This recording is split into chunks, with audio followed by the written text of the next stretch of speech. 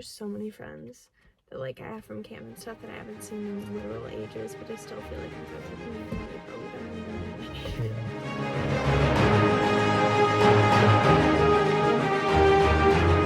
Hey guys, welcome back to our channel. Today we have a video on all of the fun things about living far away. We live in Alaska, and while Justin grew up here, I moved from Michigan to here 4 years ago. And it's not been the easiest transition, and I think we've both come to realize that there's quite a few sacrifices that we've had to make living up here. while it is really beautiful here and we love that, we love the adventure and the fun things to go do, it's one of the most beautiful states, and it's got so many different types of adventures and things you can go on. It's just most of our friends and most of our family don't live here, and so we're separated by thousands of miles from a huge portion of our friends and family, and it's pretty hard at times. So the first point that we have is people might think, well, you live far away, why don't you just travel back as often as you can? And that's simple enough, but in case you didn't know, it's pretty expensive to travel from Alaska to most anywhere. Like it's above around $600 typically to get one ticket. Yeah. So for two of us, it typically, obviously there are good deals occasionally, but typically it's like $1,200 to be able to fly to go see her family or see friends of ours or anything like that, just to get to anywhere in the US. Pretty much, not everywhere, but most places you have to go through Seattle first to be able to go anywhere else. And so it's kind of that whole Alaska to Seattle is a whole segment of your trip that you wouldn't have to pay for if you live somewhere else. And we're both currently in the building industry, which means summer is the hardest time of year to get time off, which is usually when people take their vacations and such. It's not only when people take their vacations, it's also when all of our friends are out doing stuff, and there's this weekend over here for young adults, and people are getting together and doing things, and there's barbecues, and it's just hard to get away to go be a part of those things. We have friends that go on like big kayak trips and different mountain biking and different things that happen during the summer, and it's all thousands of miles away and we just can't get to it. So it can be pretty hard at times as far as getting the time off work in that summer season to be able to go get together with people and do things. So thankfully here, at least, the sun stays up so long that we have time here to be able to go do things and go, with ourselves or a couple friends we have here or something, and go do something. But it's just harder being separate from those people and not being able to actually get the time to go see them when everyone else is free. So going along with that point, it's easy for our relationships and friendships to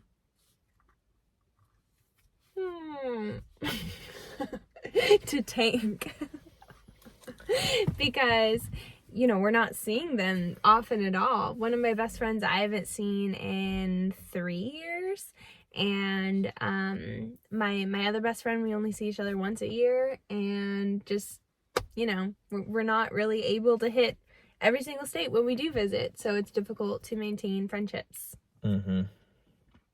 Yeah, it's also the time difference plays a huge part, because you can FaceTime, you can call, you can do all that stuff, but for where she's from, it's like a 4-hour time difference. For me, it's anywhere from 1 to 4, and it's really, really hard to be able to contact any of those people because they're either eating dinner while you're getting off work, or while you're doing different things, or they're going to bed even by the time you have a free moment in the evening. And so it's harder to stay in contact with people back home for her. Yeah. And for me, friends down there. So friendships don't necessarily have to diminish, but they are hard, or tank completely, like she was saying. But it is harder definitely to upkeep them, because friends down south, they're all getting together with everybody and doing these big group things that we really want to be a part of, but we can't because we're so far away. And that's definitely a bit of a challenge, missing out on all that stuff. So basically, to all of our family and friends that we haven't seen in a long time or haven't even talked, we still love you. We still miss you. Very and much. We still feel, you may not feel the same about us, but we still feel like we're best friends with you. Yeah. We're on our way. We will be moving soonish. Yeah. Hopefully.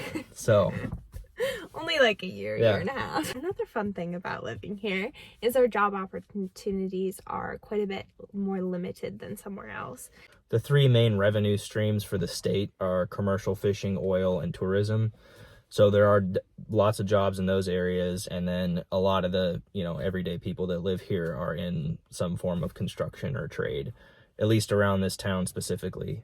It's just so expensive to live in. This definitely goes for the part of Alaska that you're in. For us, it's actually not too bad. It could be so much worse, but it is still significantly more expensive than the average states in the lower 48. So thinking food, thinking housing, thinking transportation costs, it's all hiked up quite a bit, so it can make it challenging, especially if you aren't. What's the most expensive thing you bought at the grocery store recently that like shocked you, the price of it, just so you can give them like an idea? I remember like 6 months ago, I was so beyond shocked because prices had just recently skyrocketed to where they are now. And I remember I was getting aluminum foil and parchment paper, and it cost $18 for one of each. And that just blew my mind. Some stuff is pretty average, or pretty comparable to the lower 48, but the majority of stuff is at least like $2 to $5 more expensive per item. Which may not seem like a lot, but that adds up. If every single item is $2 to $5 more expensive, it can get pretty expensive. And some stuff is 2-3 times more expensive. And we're talking, minimum wage is pretty comparable to everywhere else in lower 48. It's not like we make a bunch more than everyone else. We can pay for it. It's just plain expensive. So one thing to consider if you are thinking of moving to a more remote place is definitely consider how many friends and family you have there if you are a family person or a people person, because I don't have any family here, and most of Justin's family has moved out. So, and I don't have any friends here, and he only has a couple. So it's really interesting because initially moving up here, I was like, oh, I'll have all these people, they'll just become my family and friends. But family and friends are so important to us. I think we've learned that we are basing where we live off next on how close we are to certain family and friends, because that's, what is life without the most important people in it? Yeah. Church area.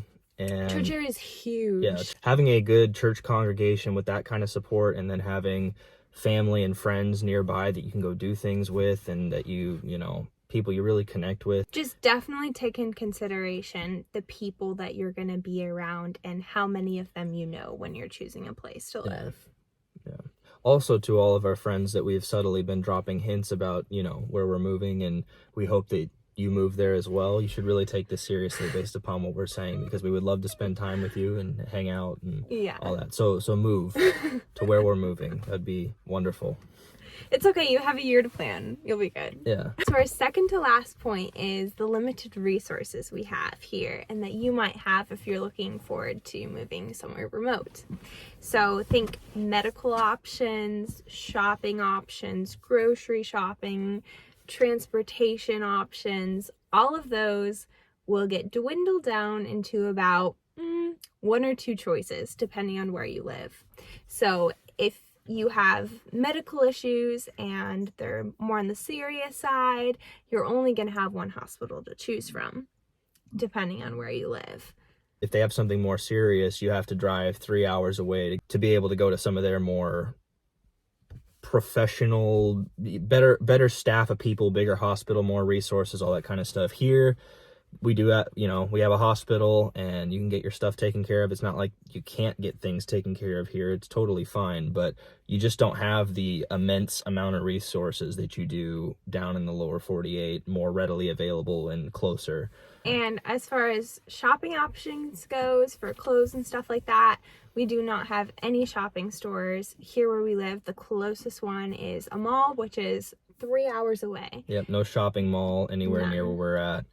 And, basically if you want to get clothes, it's at a grocery store. Like, it's the kind of clothing that's in Walmart or something. You're getting clothes from there, which, you know, there's It nothing works, there's nothing but- wrong with that, but you're just not going to find options that you may prefer. Even And- shoe stores. There's no shoe stores here besides what's in the grocery store. Yeah, there's grocery store shoes, and then there's like a lot of outdoor shoe options, REI type things, you know, places like that. But finding, you know, if she wants to go buy a pair of heels or something like that, we're gonna have to travel up to Anchorage to be able to get some. And even in Anchorage, there's 2 stores that have them. The malls in Anchorage aren't that great either. They're not horrible, but they're not that great. Like if you go to the lower 48 and you're used to something like that, they're not that great. Granted, I mean, I've been to some malls in Michigan that were like worse. So it's not Just the worst. very, very limited resources. And transportation wise, the vehicles here are very, very expensive to purchase. And Like a lot of my friends and people that I know will actually fly down to the lower 48, buy a vehicle there and drive it back up, and that actually ends up being less expensive than just buying a vehicle here. Like the cost of traveling and driving and the wear and tear on the vehicle is worth it. our last point is it's expensive to get out of. So if you are looking to move, and especially in our case, we've been wanting to move for the past 2 years at least, and it's so expensive. We are so far away, and I don't think many people realize how far Alaska is from the rest of the United States. And just how big of a state it is. So even Huge. once you're in Alaska, it's like the size of multiple states put together. And the whole span of it, from like the Panhandle to the end of the Aleutian chain, spans the entire United States. So it's a massive state. One time I had a martial arts test, and it was in Fairbanks, and that's in the middle of the state, and it took 8 hours to get there. So from anywhere within Alaska, you then have to travel through the big state from wherever you're at to get to the airport so that you can fly out of the state, which typically you have to always stop in Seattle. It seems like there's a few flights that go straight through, but you have to typically stop in Seattle. And from there, now you can finally start your trip to go wherever you're going to go. And if you want to drive, it's a 4-day straight driving to most of the states in the lower 48. That's like the Midwest area.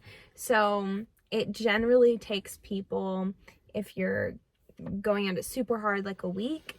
If you're taking your time, 2 weeks is what they generally say. But then you got wear and tear in your car, and that's just a ton of time to take off work. And it can be dangerous because it's so remote and nothing's there on that drive. Yeah. Like some of the gas stations, depending on the time of year, will close down. And obviously you have to deal with border stuff going through Canada and back into the US. And that can cause a lot of issues. Like the Canadian border can be kind of problematic sometimes. For traveling in and out of the country. You also have some of those gas stations along the Alcan Highway will close down in winter typically, right? And so if you miss one of them and you're like, oh, I'll be fine, but you're actually too low on gas and you didn't bring extra gas with you, you could be run out of gas and be stranded and just be waiting in winter for like somebody to come by and help you. So I mean, you most likely food freeze to death before anyone gets there. On a positive note. Well, guys, that's all we have time for today. Thanks so much for tagging along and listening. Be sure to have a wonderful rest of your day. Please be sure to like and subscribe. It would help us out a lot. And thank you so much for all of your support. See you next time. Bye.